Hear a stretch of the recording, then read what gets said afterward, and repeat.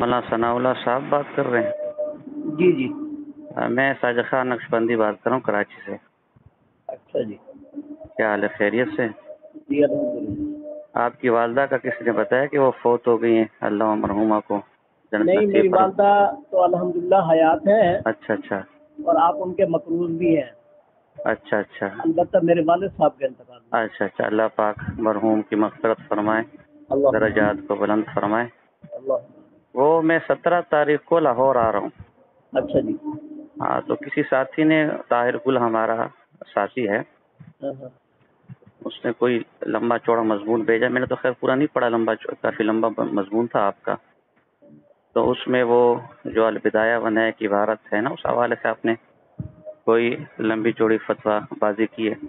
تو میں نے کہا جب میں لاہور آ ہی رہا ہوں تو اگر اس پر بات ہو جائے، کیا پتہ ہماری اصلاح ہو جائے، کیا پتہ آپ کی اصلاح ہو جائے۔ مولانا اب یہ ہے کہ یہ جس مضمون کی آپ بات کر رہے ہیں، ایک تو یہ آج کی تحریر نہیں ہے، آج سے تقریباً کوئی 3 سال پہلے کی ہو سکتی ہے، یا اس اچھا سے بھی زیادہ عرصے کی، اسی زمانے کی جب ہماری نہیں، یہ طاہر گل بھائی نے مجھے کہا نیا وہ جو ہے نا، یہ یزید کی شراب نوشی کے حوالے سے میری کسی کتاب کا عبارت آپ نے لی ہے، جی جو اوکاڑوی رحمہ اللہ والی بھی ہے۔ ہاں ہاں۔ تو وہ مضمون نیا ہے یا پرانا ہے یہ مجھے معلوم نہیں، لیکن مجھے کہا انہوں نے ابھی لکھا ہے، یعنی کچھ عرصہ پہلے لکھا ہے۔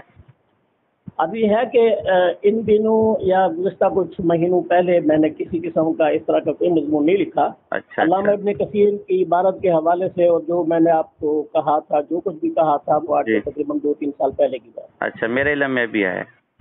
اچھا جی۔ جی جی چلے، تو 2-3 سال پرانا ہو، 4 سال پرانا ہو، مضمون تو ابھی بھی قائم ہے نا، اس فتوے پر تو ابھی بھی قائم ہوں گے۔ تو ہاں ہاں بالکل۔ فون دور کی بات الگ ہوتی ہے، فون کی بات الگ ہوتی ہے۔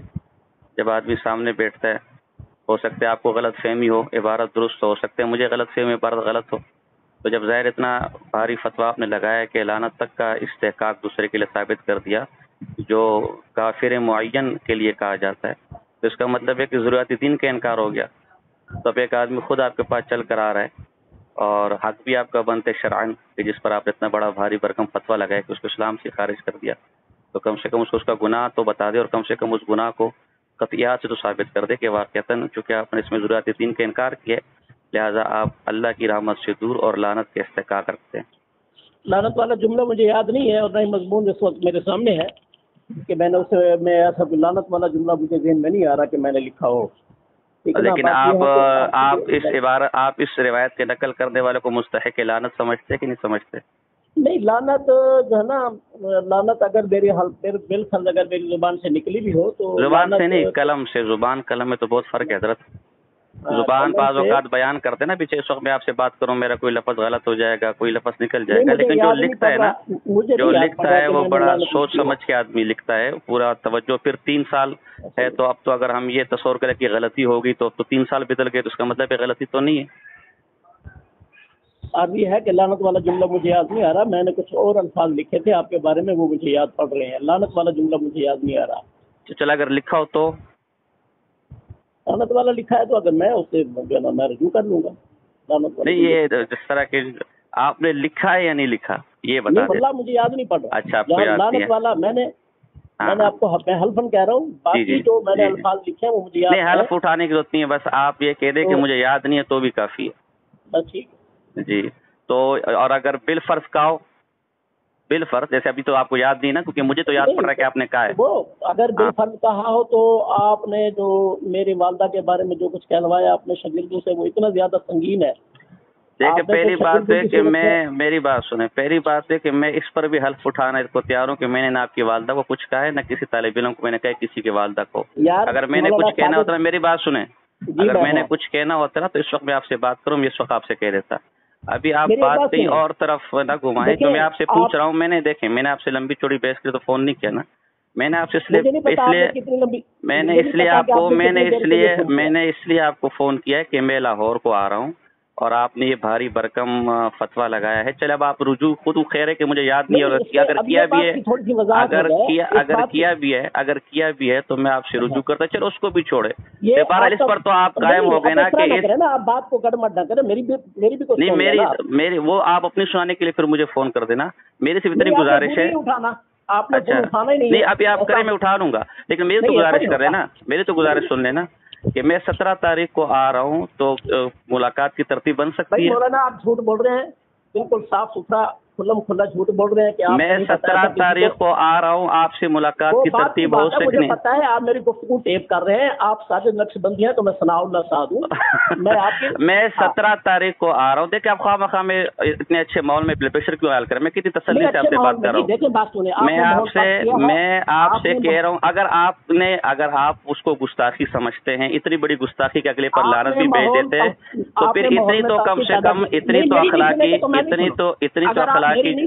نہیں, میں اتنی تو دو چار باتیں. میں 17 تاریخ کو آ رہا ہوں, آپ اس عبارت پر مجھ سے بات کرنا چاہتے کہ نہیں چاہتے؟ بھائی اگر میری سنیں گے تو میں سناؤں گا, میری سنیں گے تو میں سنوں گا. تو آپ جب ہم آمنے سامنے بیٹھیں گے آپ سنا دینا, جب ہم آمنے سامنے بیٹھیں گے آپ سنا دینا. مولانا عبد الشکور حقانی ہمارے دوست ہیں, مہربان. بھائی جی دوست ہرے کے ہیں, دوست ہرے کیوں, اس کو چھوڑے, تعلقات نہ نکالے. آپ بہت بڑی چیز ہے, مولانا علی شیر حیدری صاحب آپ کے دوست ہیں, فلاں فلاں, وہ سب چھوڑ دے, اب آپ تعلقات نہ نکالے. میں سے اتنا پوچھ رہا ہوں کہ میں 17 تاریخ کو آ رہا ہوں, تو اس عبارت پر گفتگو ہو سکتی کہ نہیں ہو سکتی؟ اور اب تو مسئلہ ہی ختم ہو گیا. جب مولانا عبد الشکور حقانی صاحب آپ کے دوست تھے, تو ناموس صحابہ کا مسئلہ ہے, غیرت کا تقاضا ہے کہ آپ تو وہاں پہلے سے موجود ہو, کہ تو وہ بندہ ہے جس نے صحابی کی گستاخی کی ہے, آج میرے ہاتھ چڑھے, آج میرے سامنے بیٹھ. اب تو مسئلہ ہی ختم ہو گیا. آپ جب میری گفتگو نہیں سنے گا تو میں آپ نہیں, 17 تاریخ کو میں آ رہا ہوں, آپ کہہ دیں مولانا میں تیار ہوں, آپ سے ملاقات کے تیار ہوں, اور اس بات پر گفتگو کے لیے تیار ہوں. میں کروں گا, میرے پہلے تحفظات ہیں وہ دور کر دیں, وہ آپ آمنے سامنے بیٹھ کے تحفظات دور کرواتے. آپ میں صرف اتمام حجت کے لیے, باقی مجھے پتہ ہے, میں صرف اتمام حجت کے لیے آپ کو فون کیا ہے کہ میں 17 تاریخ کو بابانگے دوہل میں اعلان کر رہا ہوں کہ میں 17 تاریخ کو آ رہا ہوں. مولانا ثناء اللہ صاحب, اگر آپ اس عبارت کو واقعتاً گستاخانہ سمجھتے ہیں, آپ میں اگر اتنی جرت ہے کہ آپ کم سے کم میرے سامنے بیٹھ کر اس عبارت کو گستاخانہ ثابت کر دیں, تو میں آپ کے ہاتھ پر بیعت کرنے کو تیار ہوں. لیکن میں اللہ کی قسم کھا کر کہتا ہوں ثناء اللہ صاحب, آپ مجھے اچھی طرح جانتے ہیں, آپ ہر چیز کے لیے تیار ہو سکتے, لیکن نہ علمی جرت آپ کے اندر ہے اور نہ اخلاقی جرت آپ کے اندر ہے کہ آپ میرے سامنے بیٹھ جائے. میں نے صرف اتمام حجت کے لیے آپ کو فون کیا تھا, وہ اتمام حجت میں نے پوری کر لی. باقی میں 17 تاریخ کو آ رہا ہوں, جمعرات کو بھی وہاں میں ہوں گا, جمعے کو بھی میں وہاں ہوں گا. آپ جب مجھ سے بات کرنا چاہے مجھے فون کر لیجیے کہ مولانا میں آ رہا ہوں, آپ عبد الشکور حقانی صاحب کے ساتھ رہیے گا. ہفتے اور اتوار کو میں سرگودا میں ہوں گا, میں سرگودا سے واپس آ جاؤں گا.